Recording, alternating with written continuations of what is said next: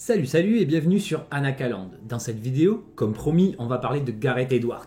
Car, ça ne vous a pas échappé, Jurassic World Renaissance vient tout juste de sortir. Et ouais, c'est plutôt une grosse déception. Mais ce qui m'a surtout fait tiquer, comme vous le savez, c'est le nom du réal, Gareth Edwards. Un mec brillant, mais qui divise. Un réalisateur qui intrigue, qu'on présente parfois comme un génie du visuel, mais dont les films ne font pas toujours, malheureusement, l'unanimité. Et c'est clairement mon cas, notamment avec ce Jurassic World qui n'était pas du tout à la hauteur. Et pour mon avis à chaud, je vous renvoie vers la vidéo critique dédiée. Le lien est en description, ou ici, et on en reparlera un peu dans la dernière partie de cette rétrospective. Alors, pourquoi revenir sur Gareth Edwards maintenant ? Tout simplement parce que ce dernier film semble donner raison à ceux qui le trouvent un peu surcoté. Mais est-ce vraiment le cas ? Est-ce qu'on a affaire à une fraude ou simplement à un réalisateur un peu en avance sur son temps ? C'est ce qu'on va tenter d'éclaircir ici. Ce sera aussi l'occasion de revenir sur The Creator, qui vient tout juste de revenir sur Prime Video, l'occasion parfaite donc pour en parler en profondeur, vu que je ne l'avais pas fait à l'époque de sa sortie en salle, et parce que beaucoup considèrent déjà ce film comme son chef-d'œuvre. Alors que moi,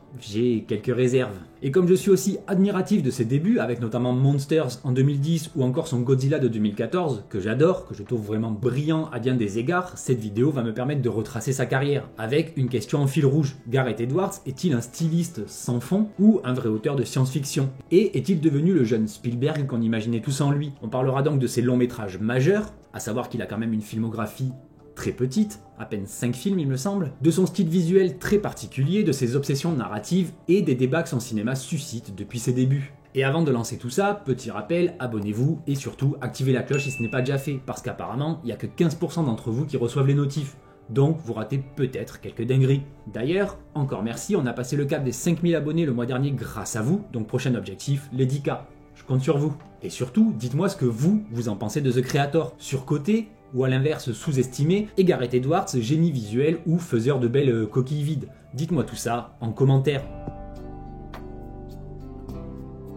Le moins qu'on puisse dire, c'est que Gareth Edwards a eu un parcours éclair. Son nom n'était sur aucune affiche au début des années 2010, et pourtant ce Britannique va gravir les marches d'Hollywood à la force du poignet. Pas en suivant la voie classique, certes, pas en courtisant les studios, mais en bricolant, littéralement, un film de science-fiction tout seul, avec une caméra, un ordi, 2 comédiens et un décor. Notre premier contact avec Gareth Edwards à travers un film fait à la main, littéralement. En 2010, Monsters débarque de nulle part. Un film de science-fiction, réalisé, monté et post-produit par Gareth Edwards lui-même, alors âgé de 35 ans à peine, comme quoi il est jamais trop tard. Avec un budget ridicule, moins de 500 000 $, ce qui est quand même déjà pas mal, une équipe ultra réduite, des décors volés en Amérique centrale, en mode guérilla, comme dans 28 jours plus tard, je vous en avais parlé, et des effets visuels faits maison, avec After Effects dans sa chambre. Résultat, un petit miracle d'indépendance multi-récompensé. Les deux acteurs principaux, Scott McNairy et Whitney Able, sont en couple dans la vraie vie. Ils improvisent la majorité de leurs dialogues, ce qui donne au film une ambiance presque authentique, documentaire, d'autant plus avec cette patte amateur, documentaire encore une fois, de la production. Tout comme le tournage qui doit s'adapter à ce qu'offre le réel. Des paysages dévastés, des traces de catastrophes, des visages marqués, une sorte de carte postale de la misère et de la résilience. Avec, au milieu, une relation humaine qui se tisse en fond. Pour ceux qui ne l'ont pas encore vu, déjà, courez le voir, il est aussi disponible je crois sur Prime Video, le pitch tient en une phrase. Un photographe doit escorter la fille de son patron à travers une zone contaminée par des extraterrestres au Mexique. Mais l'intérêt n'est pas là, les aliens sont quasiment absents. Ce qu'on voit, ce sont les cicatrices, les conséquences de cette guerre, nous montrant presque là encore, ou plutôt déjà, que les humains sont aussi parfois des monstres, entre corruption, malveillance gratuite et appât du gain évidemment. Ici, Edwards filme la SF comme un monde post-traumatique, où l'humain prime sur le monstre. C'est lent, c'est contemplatif et c'est organique. Le film parle de frontières, de paranoïa, d'indifférence occidentale et de zones de guerre que plus personne ne veut traverser. Un film qui évoque presque District 9 ou Les Fils de l'Homme ou même encore Apocalypse Now, mais sans vraiment la rage, avec une mélancolie sourde, presque discrète. Certains spectateurs, oui, l'ont trouvé trop lent ou encore trop évasif. Mais perso, je trouve que c'est justement dans cette absence de spectaculaire que réside sa force. Chose qu'on retrouvera presque dans la pudeur de Godzilla. Monsters, donc, c'est une errance poétique dans un monde brisé. Et c'est déjà ça la patte d'Edwards, une SF humble, fragile, terrestre. Loin d'un film de monstre bourrin, c'est une œuvre intimiste, une errance à deux dans un monde où des créatures géantes sont là, mais en arrière-plan. Pas comme une menace directe, mais comme une force de la nature, comme un orage qui gronde au loin. Ce n'est pas la peur qui prime, mais plutôt la mélancolie. On y retrouve même d'ailleurs des clins d'œil à une certaine franchise lors de la rencontre avec les aliens. C'est contemplatif, sensoriel, fragile.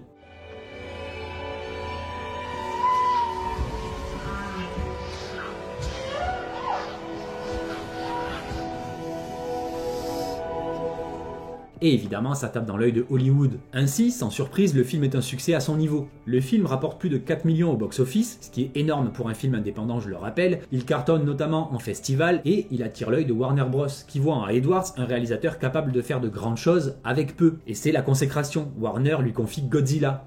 Et là, boum, on passe de 500 000 $ à 160 millions pour le budget. Mais au lieu de céder à la tentation du gros monstre qui pète tout dès la première minute, Edwards, heureusement, a gardé son approche. Il déploie dans Godzilla, qui est pour moi le meilleur de ses films, une sorte de vision sacrée du kaiju. Un titan que j'adore depuis tout gamin et qu'il a su transformer en mythe.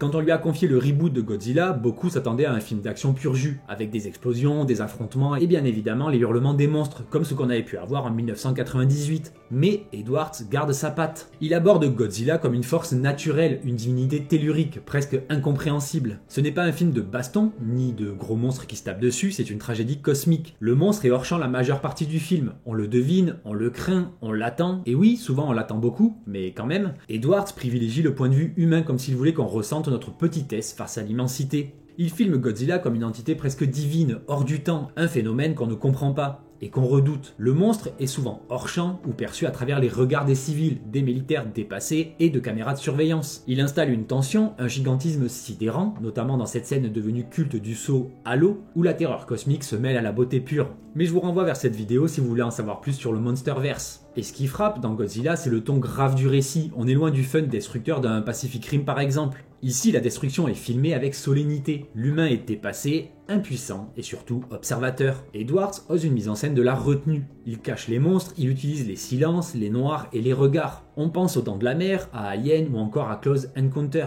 C'est une sorte de mythologique moderne. Et je sais que ce film a ses défauts, pas de panique. Je sais que certains lui reprochent son rythme ou son manque de rythme, son manque aussi de gros lézards ou encore de personnages qui semblent trop superficiels dans leur écriture, comme Bryan Cranston mis de côté trop vite, malheureusement. Mais tout de même, pour moi, c'est justement ce qui en fait un film à part. Godzilla version 2014, c'est l'anti-blockbuster. Pas dans son format, mais dans sa philosophie. Une œuvre qui choisit la peur sacrée plutôt que le plaisir immédiat, le mystère plutôt que l'explosion. Surtout qu'avec presque 530 millions de $ de recettes mondiales, Godzilla est un véritable succès. On estimait sa rentabilité à peu près 380 millions. Donc c'est pas mal, pas un carton fou, mais suffisamment pour relancer le Monsterverse, pour le meilleur comme pour le pire. Et surtout confirmer que Gareth Edwards est plus qu'un bricoleur de génie. C'est un vidéaste à la vision claire, radicale et cohérente. Donc déjà à ce stade de sa toute petite carrière fulgurante, on pouvait déjà voir Edwards comme un réalisateur passionné, curieux, inventif, qui a une préférence pour la suggestion plutôt que l'explosion, avec une SF presque naturaliste ancrée dans le réel, où les créatures sont filmées comme des phénomènes incompréhensibles à travers une mise en scène souvent contemplative. Et clairement c'était pour le mieux, ça annonçait un renouveau dans la SF. Gareth Edwards impose son style, faire non pas des films de monstres à effets spéciaux, mais des films à propos de l'effet des monstres sur les humains. Et en plus, c'est magnifiquement filmé. Chaque plan reflète une admiration quasi religieuse pour le gigantisme, comme un enfant qui aurait appris à faire des films en filmant ses jouets. Donc tout naturellement, sa carrière décolle vers d'autres cieux. Gareth Edwards est appelé pour un projet encore plus massif, Rogue One, le spin-off à Star Wars. Et là, c'est plus compliqué. Le film en soi est visuellement plutôt impeccable. La bataille finale, la mort inévitable de l'équipe, l'ambiance désespérée, on sent encore vraiment sa patte. Mais la post-production est houleuse. Et c'est peu de le dire, Disney n'est pas satisfait du ton du film. Des reshoots sont donc commandés et Tony Gilroy est appelé à la rescousse pour réécrire et réorganiser le montage. Résultat, un film en partie amputé de son auteur original. Les joies des studios monstrueux. Et si Rogue One est un succès critique comme commercial, Edwards sort de cette aventure avec une frustration évidente. Ce n'est pas le film qu'il avait voulu faire. Et comme j'ai pas trop envie de m'étendre sur ce film, ça tombe bien puisque ce n'est pas forcément représentatif de sa carrière. Même si ça a été un énorme marchepied pour le film qui viendra ensuite. Il faudra d'abord attendre 7 ans pour qu'il revienne avec The Creator en 2023. Un projet plus personnel, plus libre et présenté comme un retour à une SF originale et organique, mais cette fois avec un budget bien plus confortable et une réputation déjà installée. L'occasion rêvée pour lui de prouver qu'il n'est pas qu'un faiseur de belles images, mais un vrai conteur. Une ambition folle, certes, mais est-ce qu'il y est vraiment parvenu ?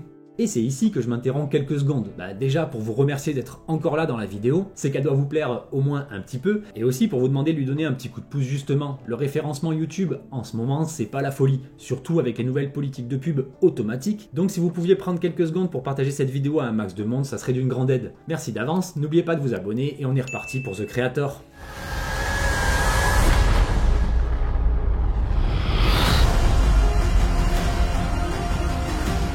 Quand The Creator sort en 2023, beaucoup se sont enthousiasmés, notamment sur les réseaux. Enfin, un film de science-fiction original et non adapté d'une licence existante. Une véritable rareté. Mais derrière ces images somptueuses, un sentiment persistant s'installe. Celui, malheureusement, d'un film déjà vu, déjà ressenti et déjà digéré. Visuellement, oui, c'est un bijou. Ce que Gareth Edwards maîtrise à la perfection, c'est l'image. Il offre ici un monde à la beauté pure, ancré dans des décors concrets et naturels, Asie du Sud-Est, temples cambodgiens et montagnes népalaises, le tout rehaussé par un design technologique fluide, jamais clinquant. Le budget est modeste, à peine 80 millions, mais l'ambition visuelle est immense. La direction artistique évoque autant Blade Runner que Ghost in the Shell, en passant par Akira ou même Apocalypse Now. L'esthétique asiatique également n'est pas qu'un simple décor exotique, elle insuffle au récit une spiritualité diffuse, une douceur contemplative en opposition avec la brutalité mécanisée de l'Occident. Mais si The Creator est un régal pour les yeux, il peine à nourrir l'esprit. Le cœur du film repose sur une dynamique archi reconnue, l'homme détruit intérieurement qui retrouve la rédemption en protégeant un enfant élu. Un trope désormais omniprésent et décliné dans The Last of Us, Logan, The Mandalorian, Lone Wolf and Cub, un classique du genre et probablement la première occurrence du trope au Japon en 1970,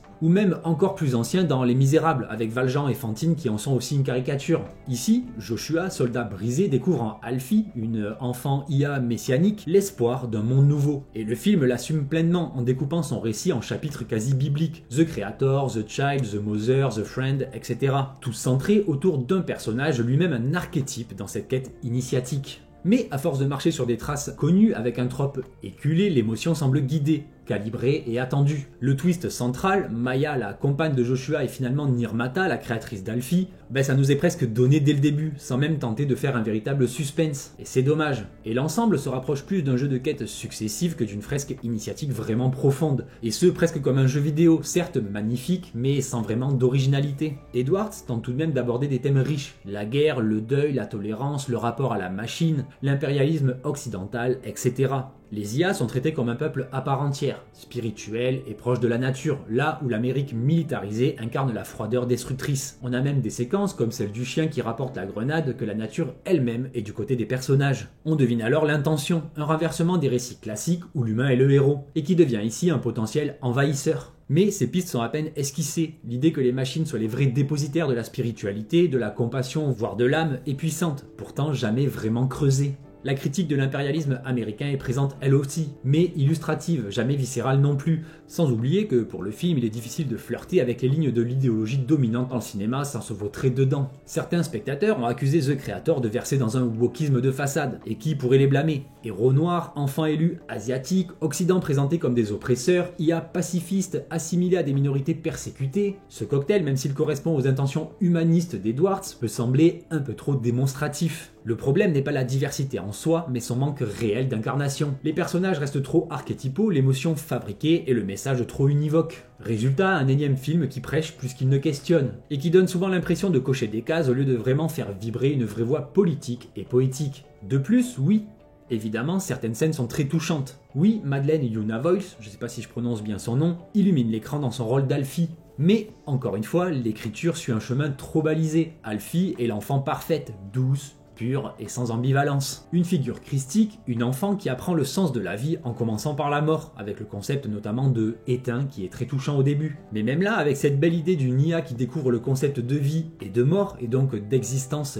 réelle, si on peut dire, a beau être d'une innocence glaçante, c'est à peine effleuré. De plus, elle guérit l'âme de Joshua, elle le rachète, lui qui au début ne méritait pas le paradis. Joshua, quant à lui l'archétype du soldat au cœur vide qui retrouve foi en l'humanité, et ce, ironiquement au travers d'une simulante, forme donc un duo qui fonctionne mais qui reste un peu trop propre, trop projeté. L'émotion semble venir de la musique, des ralentis et du montage plus que d'un réel conflit intérieur chez les personnages. Et tout ça vient sans hésiter de la mécanique scénaristique trop visible. Dans son dernier acte, The Creator accumule incohérence, en plus, et facilité scénaristique. Des tirs aléatoires, passages téléportés, sacrifices prévisibles évidemment, même si on a certes un beau spectacle et de l'action, mais c'est un peu fouillis, surtout avec toutes les incohérences géographiques, notamment du vaisseau et son laser et tout ça, et autres délires.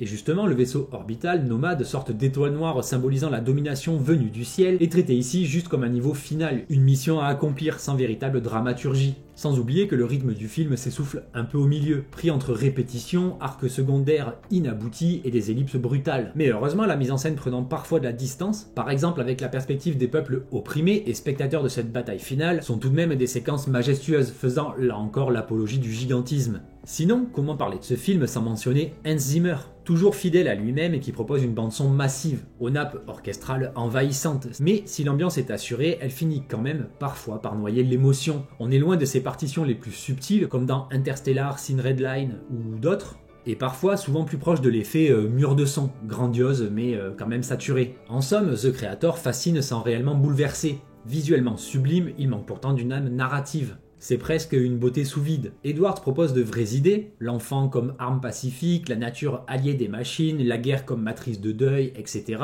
Mais les laisse tout en jachère, sans jamais aller au bout de son propos. Et ça, vraiment, c'est très dommage. Ainsi, The Creator semble incarner toute l'ambiguïté du cinéma d'Edwards. Une ambition sincère, une vision forte, mais un discours un peu trop convenu, un peu trop lisse. Comme si c'était un cadeau à l'emballage neuf, mais avec à l'intérieur un jouet déjà 1000 fois utilisé. Et donc si The Creator était moins une révélation qu'un véritable miroir pour Edwards. Le miroir d'un réalisateur plus plasticien que conteur. Un faiseur doué, oui, et même très brillant, mais un grand cinéaste, à vous de me le dire en commentaire. Car c'est la question que je me pose et celle que pose aussi en creux sa filmographie, avec notamment le décevant Jurassic World Renaissance sorti cette semaine, une véritable opportunité gâchée pour le réalisateur. Ce 4e opus de Jurassic World aurait pu être le terrain de jeu idéal pour Gareth Edwards, et à l'inverse le résultat laisse un goût amer. Le film commence comme une copie sous stéroïde de En eau trouble avant de virer au sous Skull Island sans âme, avec presque une petite vibe alienesque dans les tunnels à la fin. L'idée ici de réinventer la peur et l'émerveillement face à la nature se noie dans un scénario creux, mal rythmé où les enjeux dramatiques sont aussi maigres que les dialogues. Et pourtant, visuellement, certaines séquences portent indéniablement la patte d'Edwards. La tension, le gigantisme et même le souffle. Le cinéaste a su insuffler une véritable esthétique, une mise en scène qui fonctionne par instant, mais qui ne suffit jamais à masquer la faiblesse d'écriture. Alors la vraie question devient, est-ce que Edwards est vraiment responsable de cet échec, ou faut-il plutôt pointer du doigt le scénario signé David Koepp, qui recycle sans passion des motifs déjà usés et de trop nombreuses autoréférences? Ce Jurassic World est donc à la fois frustrant et révélateur. Gareth Edwards avait le potentiel pour redonner du sens à la saga, mais je pense pas si on lui impose un script incapable de porter sa vision et les attentes des fans.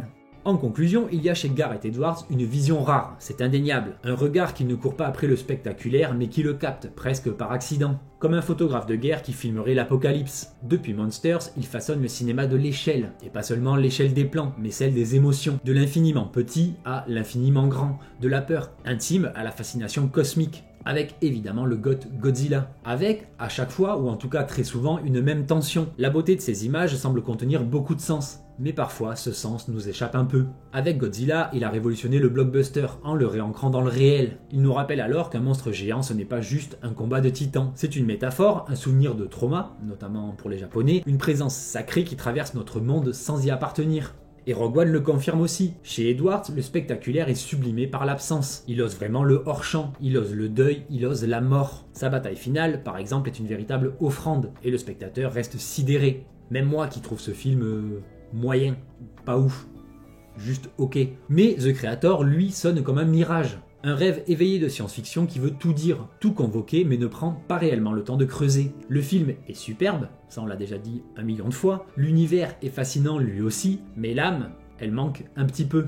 Comme si Edwards avait sculpté un temple magnifique sans jamais oser y faire entrer ses personnages. Et voilà donc son grand paradoxe. Edwards a tout pour être un grand. L'œil, la mise en scène, le goût de l'épuré, l'envie de croire en un cinéma sensoriel et ambitieux, presque un représentant du double A du cinéma. Il rêve en grand, et il a clairement raison, mais il raconte souvent petit. Et c'est dommage. Non pas par minimalisme, mais par un manque d'incarnation. Il veut transmettre des idées, mais il oublie parfois les individus, surtout récemment. Il filme l'humanité comme un concept, pas forcément comme une véritable émotion, ou en tout cas un gloubi-boulga d'émotions.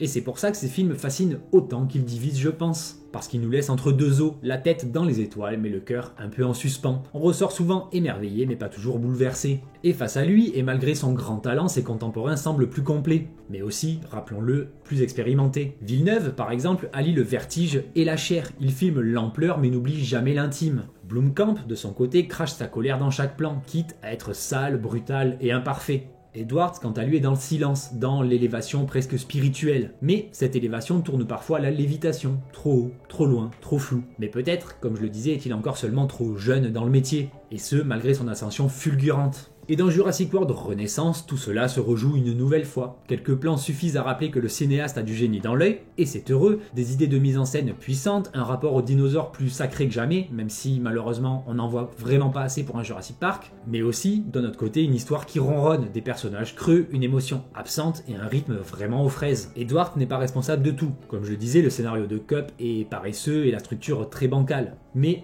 une chose est donc sûre, ce n'est pas encore le film qui révélera Gareth Edwards à sa pleine mesure.